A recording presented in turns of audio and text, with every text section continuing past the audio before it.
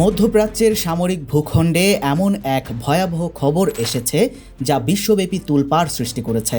ইরানের বিপ্লবী গার্ড বাহিনী বা আইআরজিসি কর্তৃক পরিচালিত অপারেশন ট্রু প্রমিস 4 এর নাম এখন সারা বিশ্বের মুখে মুখে। শুধু নাম নয়, এই অভিযানের ভয়াবহতা এবং এর ফলাফল প্রকাশিত হওয়ার পর থেকে সামরিক বিশ্লেষকরা হিমশিল হয়ে গেছেন। গত 2 দিনের ব্যবধানে মার্কিন সেনাবাহিনীর বিশাল ক্ষয়ক্ষতির বিষয়টি স্বীকার করেছে ইরান। আইআরজিসির পক্ষ থেকে জানানো হয়েছে, এই অভিযানে অন্তত 650 জনেরও বেশি মার্কিন সেনা হতাহত হয়েছে।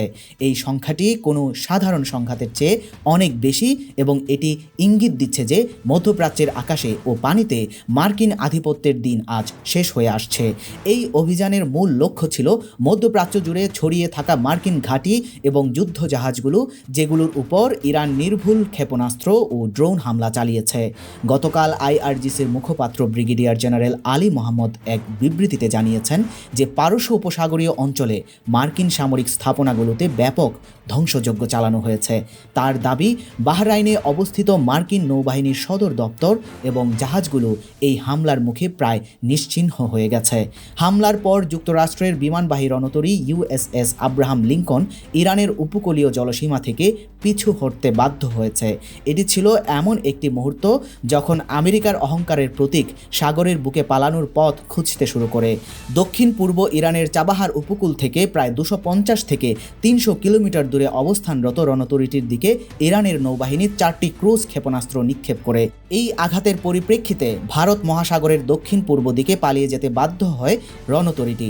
মুখপাত্র জানান, আমেরিকানদের জন্য এই হতাহতের খবর অস্বীকার করা বা গোপন করাটা স্বাভাবিক হলেও ইরানের গোয়েন্দা তথ্য এবং যুদ্ধক্ষেত্রের বাস্তব চিত্র এই সংখ্যার সত্যতা নিশ্চিত করেছে।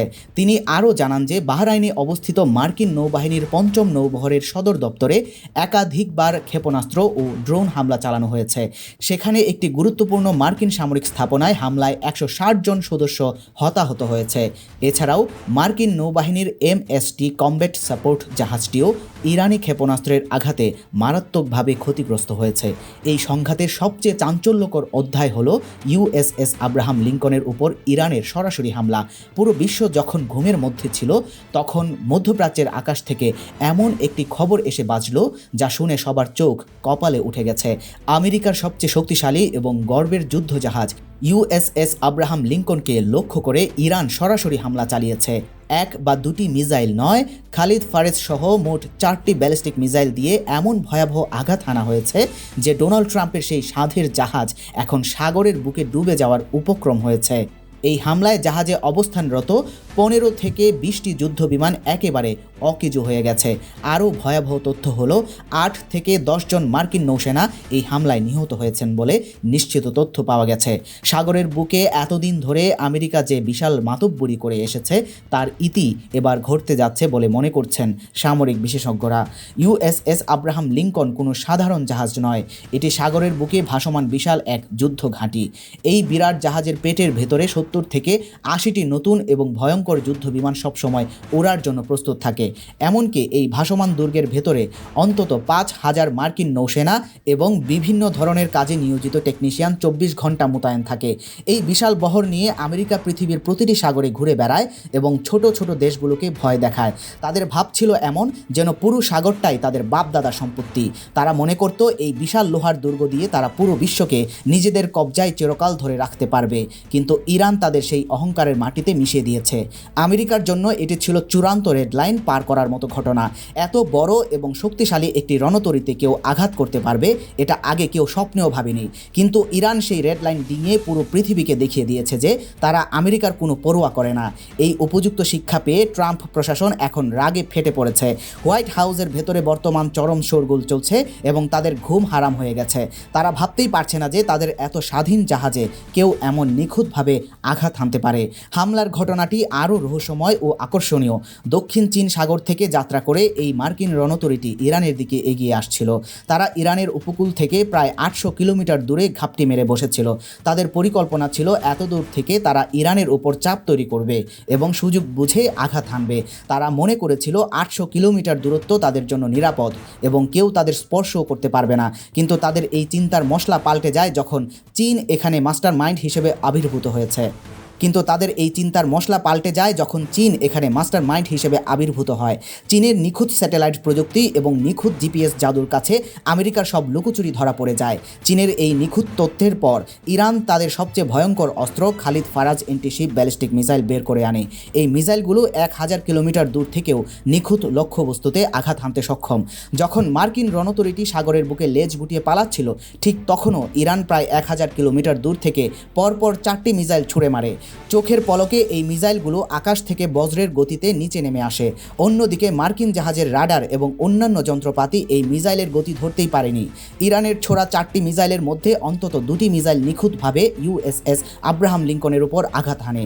এক মুহূর্তেই আমেরিকার সব অহংকার সাগরের জলে তলিয়ে যায়। চীনের এই পেছন থেকে সাহায্য এবং ইরানের সাহসী পদক্ষেপে আমেরিকা স্তম্ভিত হয়ে যায়। এত দূর থেকে এমন নিখুঁত নিশানায় আঘাত করা যায়, এটা দেখে পেন্টাগনের কর্তারা নিশ্চুপ হয়ে গেছে। তাদের সব প্রস্তুতি ব্যর্থ হয়ে গেছে। সাগরে এমন চরম অপমানের স্বাদ পাওয়ার পর আমেরিকা ভেবেছিল এই ঘটনাটি পুরো বিশ্বের কাছ থেকে লুকিয়ে রাখবে। তারা চেয়েছিল এই বিশাল ক্ষতির কথা কাউকে না জানিয়ে নিজেদের ভুয়া সম্মানটুকু বাঁচিয়ে রাখতে। কিন্তু সত্য কি আর কখনো চাপা থাকে? তুরস্কের বিখ্যাত সংবাদ মাধ্যম আনাদোলু এজেন্সি সবার আগে এই খবরটি পুরো বিশ্বকে জানিয়ে দেয়। এরপর ইসরায়েলের পত্রিকা দ্য টাইমস অফ ইসরায়েল এবং জাপানের ইউরেশিয়ান টাইমসও এই খবরের সত্যতা স্বীকার করে। এমনকি আমেরিকার নিজেদের সংবাদ মাধ্যম CNN পর্যন্ত এই খবর প্রচার করতে বাধ্য হয়। বিশ্বের বিখ্যাত মিসাইল বিশেষজ্ঞরা এই ঘটনা দেখে বিস্মিত হয়েছেন। চীন সরাসরি কোনো ছবি প্রকাশ না করলেও তাদের পত্রিকা সিনহুয়া নিউজ এর মাধ্যমে এই ব্যাপক ক্ষয়ক্ষতির খবর প্রচার করেছে। সিনহুয়া নিউজ জানিয়েছে যে মার্কিন রণতরী আব্রাহাম লিঙ্কনের ব্যাপক ক্ষতি হয়েছে এবং 15 থেকে 20টি যুদ্ধবিমান অকেজো হয়ে গেছে। চারদিক থেকে যখন প্রমাণের পাহাড় জমতে শুরু করলো, তখন আমেরিকার সেন্ট্রাল কমান্ড বাধ্য হয়ে তাদের অফিসিয়াল টুইটার অ্যাকাউন্টে একটি বিবৃতি দিয়ে ক্ষয়ক্ষতির কথা স্বীকার করতে হয়েছে। এই স্বীকারোক্তি প্রমাণ করে যে ট্রাম্প প্রশাসন এখন কতটা হিমশিলের মধ্যে আছে। আমেরিকা সবসময় আলোচনার নামে প্রতারণা করে এসেছে। এর আগেও তারা আলোচনার টেবিলে বসে ধোঁকা দেওয়ার চেষ্টা করেছিল, কিন্তু এবার তাদের এই বেইমানি মেনে নেয়নি। যখন তারা তাদের রণতরীতে মার খেলো, তখন হঠাৎ করে যুদ্ধবিরতির কথা বলতে শুরু করলো। তারা ভাবলো যুদ্ধবিরতির কথা বলে এই বিপদ থেকে পার পেয়ে যাবে, কিন্তু ইরান তাদের আসল রূপ ধরে ফেলেছে। ইরান পুরো বিশ্বকে স্পষ্টভাবে জানিয়ে দিয়েছে যে নিজেদের বাঁচানোর জন্য তাদের কোনো নির্দিষ্ট সীমানা নেই। তারা আমেরিকার যুদ্ধবিরতির প্রস্তাব উড়িয়ে দিয়ে জানিয়ে দিয়েছে যে লুটেরাদের জন্য এখানে কোনো ছাড় দেওয়া হবে না। ইরান প্রমাণ করেছে যে তাদের সাথে পাঙ্গা নেওয়া সহজ কাজ নয়। আমেরিকার তেজি ভাব এখন আর টিকছে না। সাগরের বুকে ইরান যে দারুণ দাবার চাল দিয়েছে, তাতে তারা পুরোপুরি কেল্লা ফতে করে ফেলেছে। এখন পুরো বিশ্বের নজর একমাত্র সেই দিকেই যে আমেরিকা আর কতবার তাদের এই অপমান সহ্য করতে পারে।